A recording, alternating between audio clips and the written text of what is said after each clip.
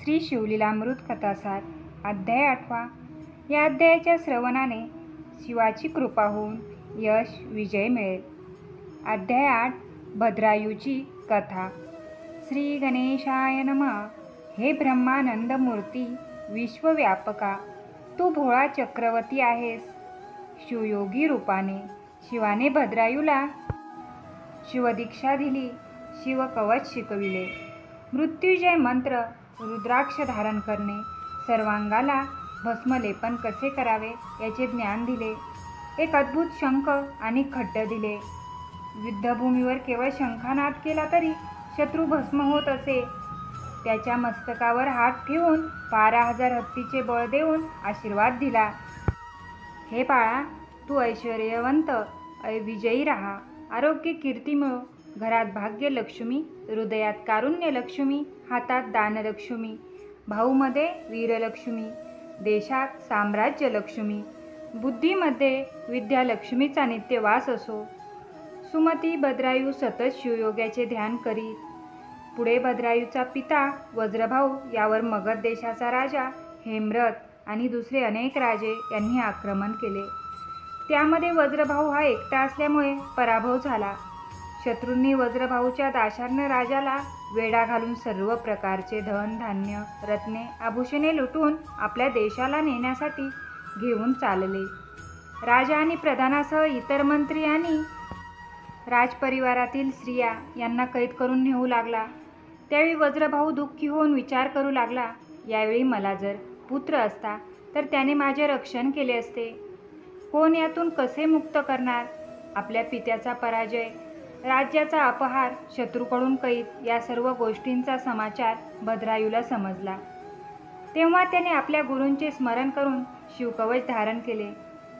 मृत्युंजय मंत्राचा जप करून सर्वांगाला भस्मलेपन केले.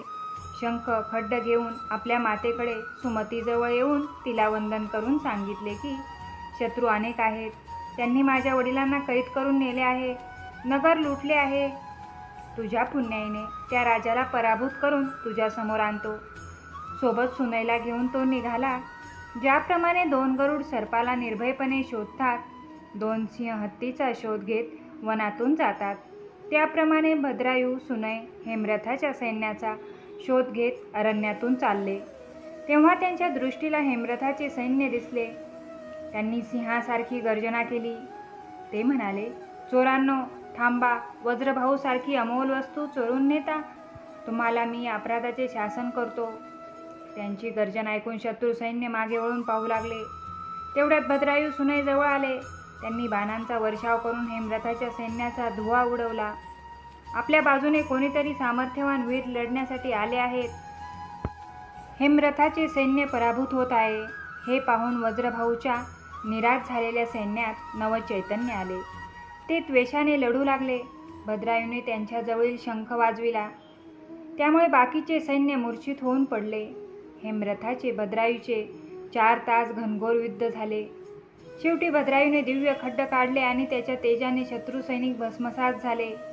हेमरथाने आपली धडगत नाही हे ओळखून त्याने वज्रभाऊ, त्याचे प्रधान यांना सोडून दिले व तो प्राण वाचविण्यासाठी पळू लागला.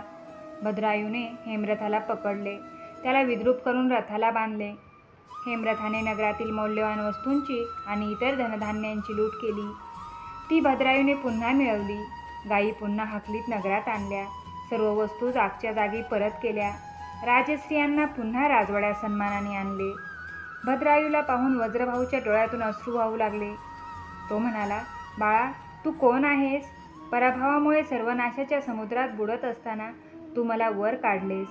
वज्रभाऊने साऱ्या नगरात मिष्टान्न वाढले. सर्व प्रजाजन वज्रभाऊला प्रणाम करण्यासाठी आले.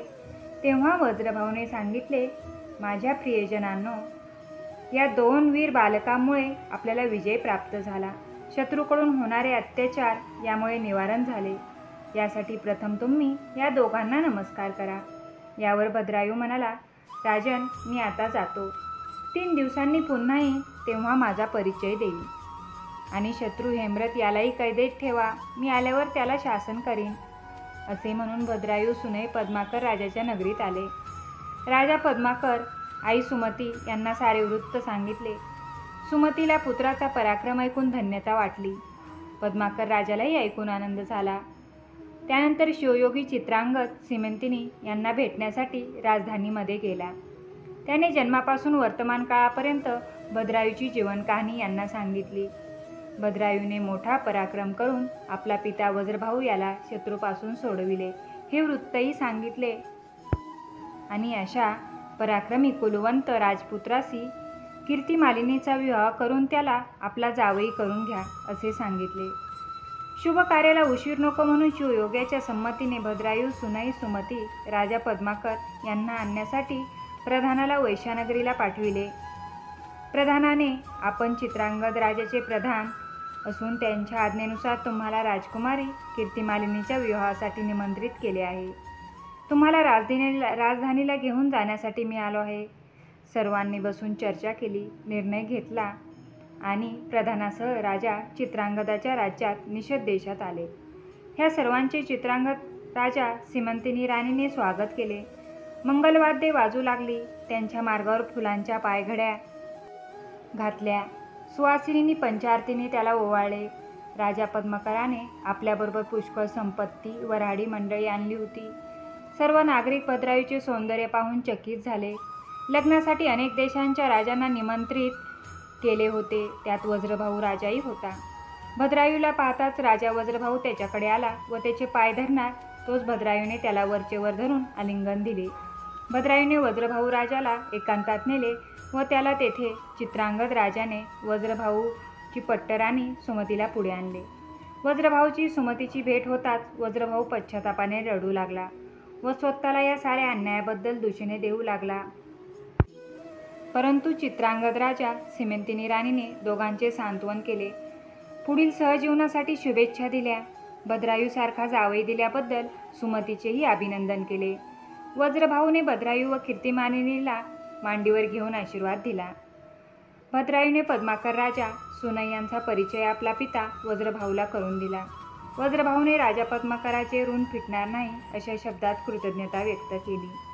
सुमती व भद्रायूला आश्रय दिल्याबद्दल आभार मानले. 4 दिवस चाललेल्या विवाह सोहळ्याचे प्रजेचे निमंत्रितांचे डोळे दिपून गेले. सर्वजण तृप्त मनाने राजा चित्रांगदाचा गौरव करीत स्वराज्याकडे गेले. वज्रभाऊने मोठ्या थाटामाटाने भद्रायू सुमती यांना दाशार्य देशाला नेले. सोबत चित्रांगदाने हत्ती घोडे दासदासी सोने धन वस्त्रे भरपूर वरदक्षिणा दिली. भद्रायूने बंदी केलेल्या सर्व शत्रूंना सोडून त्यांच्याकडून वार्षिक कर देण्याचा करार करून त्यांना देशात पाठविले. थोड्या दिवसांनी भद्रायूला राज्य देऊन सुमती वज्रभाऊ शंकराची आराधना करण्यासाठी वनात निघून गेले. ते तेथे त्रिकाल शिवलिंगाचे पूजन करून तप करू लागले. तर हा 8वा अध्याय म्हणजे 7व्या अध्यायातील उर्वरित कथा आहे. तर पुढे आता शंकरांनी भद्रायूची सत्वपरीक्षा घेतली.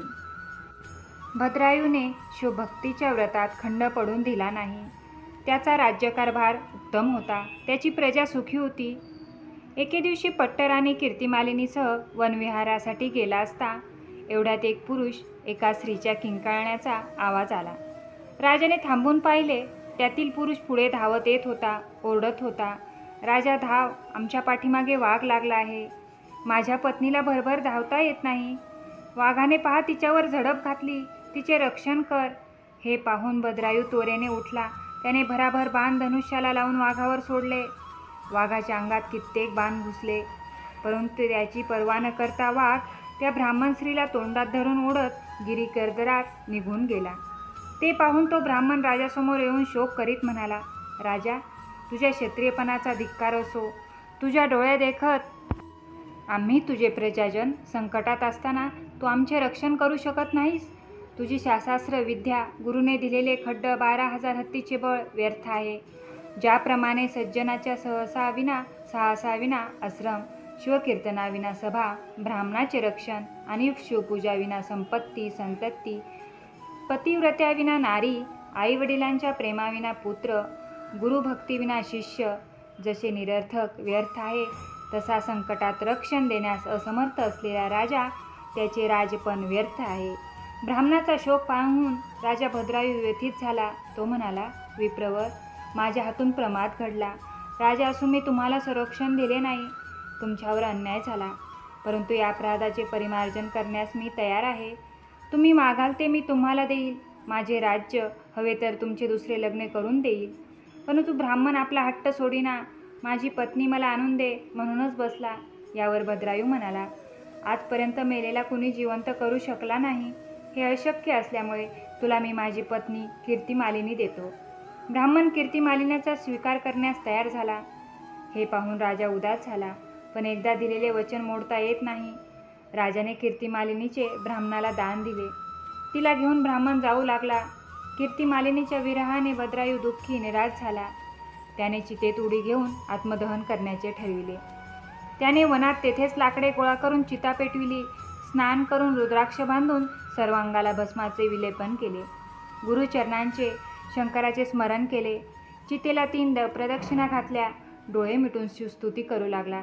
जय जय शंकरा, उमारंगा, मदनांतका, विश्वव्यापका, चंद्रशेखरा, आता मला शीघ्र तुझ्या जवळ घे, असे म्हणून चितेमध्ये उडी घालणार तोच भगवान शंकर पार्वतीसह प्रगट झाले.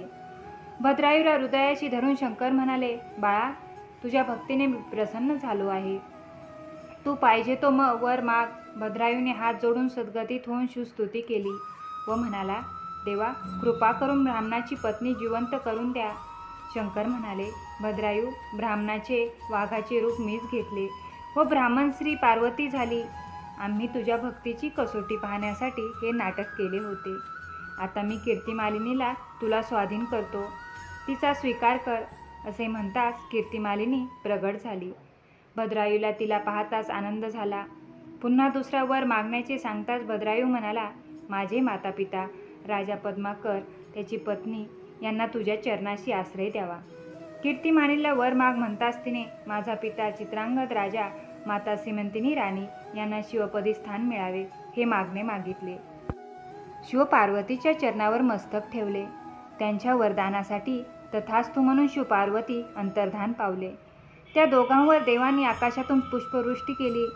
पुष्कळ वर्षे राज्य केल्यानंतर राजा भद्रायू राणी कीर्तिमालिनी शिवपदी गेले. योग्य वेळ येताच वैश्यराजा पद्माकर त्याच्या स्त्रीपुत्रासह शिवपदी गेला. भद्रायूचे आख्यान यश दीर्घायुष्य देणारे आहे. या आख्यानातील ओव्या हीच बिल्वपदळे. या आख्यानात रूपी प्रदक्षिणा करणाऱ्याला शंकर संसार बंधनातून मुक्त करील. हे कैलास नायका, तू वेदशास्त्रे तर्क यांच्या हाती सापडत नाही. भक्तीने वश होतोस. तू ब्रह्मानंद असून श्रीधर कवीला वरदान देणारा आहे. अध्याय 8 समाप्त. धन्यवाद. प्लीज लाईक, शेअर, सबस्क्राईब करा आपल्या चॅनलला. धन्यवाद.